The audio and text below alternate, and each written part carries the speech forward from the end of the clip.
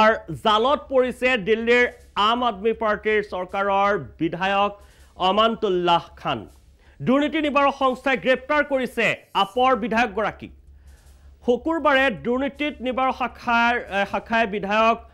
আমানতুল্লাহৰ বাসগৃহত দুই ঘনিষ্ঠৰ সহযোগীৰ বাসগৃহতো পাঁচটাকৈ স্থানত ঘনিষ্ঠ সহযোগীৰ পাঁচটাকৈ স্থানত অভিযান চলাইছিল তালাচী চলাইছিল আৰু তালাচী চলাই জব্দ কৰিছিল 24 লাখ টকা আৰু দুটাকৈ পিস্তল যাৰ ভিতৰত এটা পিস্তল বিদেশত নিৰ্মিত বুলি চিনাক্ত কৰিছে তদন্তকাৰী সংস্থাই অভিযানকাৰী দলৰ মতে অনুজ্ঞাপত্ৰহীনভাৱে এই ইতিমধ্যে একেটা আম আদমি পাৰ্টিৰ বিধায়কগৰাকীয়ে এই পিস্তল ব্যৱহাৰ কৰিছিল আৰু আমানতুল্লাহৰ বিৰুদ্ধে উত্থাপিত হৈছে সৰ্বমুঠ 33টাকৈ অভিযোগ উত্থাপন কৰিছে যাৰ ভিতৰত আছে ওয়াকফ বোৰ্ডৰ বেংক পাছবুক জালিয়াতি কৰাৰ কথা বোৰ্ডৰ সম্পত্তি অবৈধ নিৰ্মাণ বাহন ক্ৰয় দুৰ্নীতি ঘনিষ্ঠক অবৈধ নিযুক্তিকে ধৰি বিভিন্ন অভিযোগ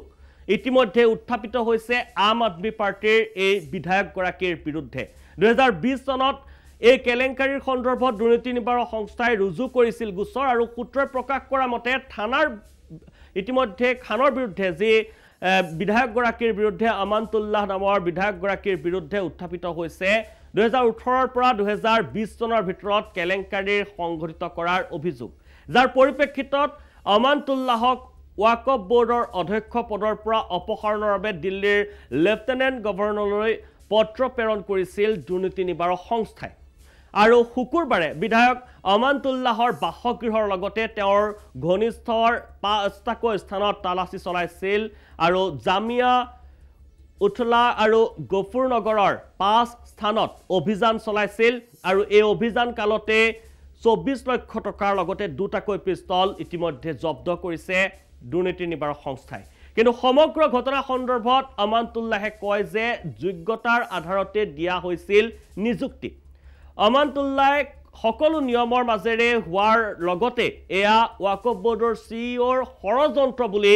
দাবী কৰিছে ইপিনে আমানতুল্লাহ খানৰ গ্ৰেপ্তাৰৰ পাছতে আকৌ এবাৰ বাকযুদ্ধত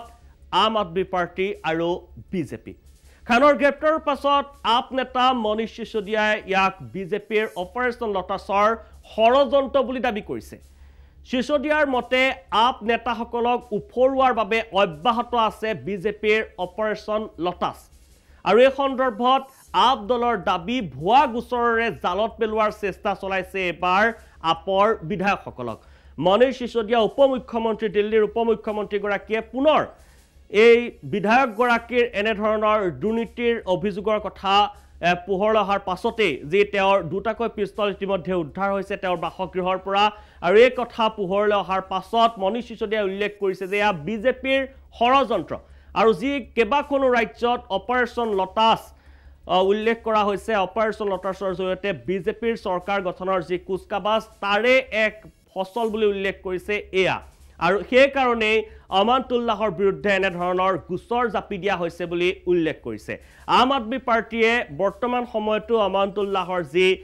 ইতিমধ্যে তেওঁৰ বিৰুদ্ধে অভিযোগ উত্থাপন হৈছে 32টাকৈ অভিযোগ উত্থাপন কৰিছে দুৰ্নীতি নিবাৰক সংস্থাই 24 লক্ষ টকা তেওঁৰ বাসগৃহৰ পৰা উদ্ধাৰ কৰাৰ সমান্তৰালকৈ এটা বিদেশত নিৰ্মিত পিস্তল যেটো পিস্তলৰ কোনো ধৰণৰ অনুজ্ঞাপত্ৰ নাই আৰু সেই পিস্তল উদ্ধাৰৰ পাছতো ইতিমধ্যে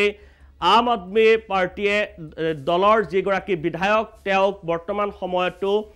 সমৰ্থন দি থকা পৰিলক্ষিত হৈছে আৰু এই বিষয়টো বৰ্তমান সময়ত কি ৰূপ পাই গৈ এই বিধায়কগৰাকীৰ গ্ৰেপ্তাৰৰ প্ৰসংগই কেজৰিৱালক বেকফুটত পেলাব নেকি কেজৰিৱালৰ বিৰুদ্ধে যি নিকা স্বচ্ছ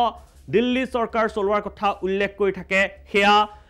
ইতিমধ্যে ভুল প্ৰমাণিত হ'ব নেকি সকলোৱে তেনেধৰণৰ চিন্তা চৰ্চা আৰম্ভ কৰিছে সমান্তৰালকৈ বিজেপি ইতিমধ্যে উঠি পৰি লাগিছে এই বিধায়কগৰাকীৰ এই দুৰ্নীতিৰ ইতিমধ্যে খবৰ লাভ কৰাৰ পাছতে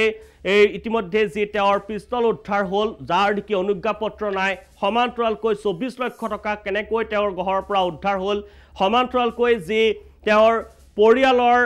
ব্যক্তিক নিযুক্তি অবৈধভাৱে নিযুক্তি দিয়াৰ কথা সেয়া প্ৰমাণিত হ'ব নেকি আৰু এয়া বিজেপি ইতিমধ্যে আম আদমি পাৰ্টিৰ যি নিকা স্বচ্ছ তাৰ আৰৰ ছবি বুলি উল্লেখ কৰিছে ভিতৰৰ এখন ছবি বুলি উল্লেখ কৰিছে বিজেপিৰ ফালৰ পৰা কিন্তু কেজৰিৱালে ইয়াৰ প্ৰত্যুত্তৰ তথা তেওঁৰ দলৰে যি বিধায়কৰ বিৰুদ্ধে অভিযোগ উত্থাপন হৈছে সেই সন্দৰ্ভত কেনে ধৰণৰ প্ৰত্যুত্তৰ দিবলৈ সক্ষম হয় দিল্লীৰ মুখ্যমন্ত্ৰীগৰাকীয়ে সেয়া সময়ত লক্ষণীয় হ'ব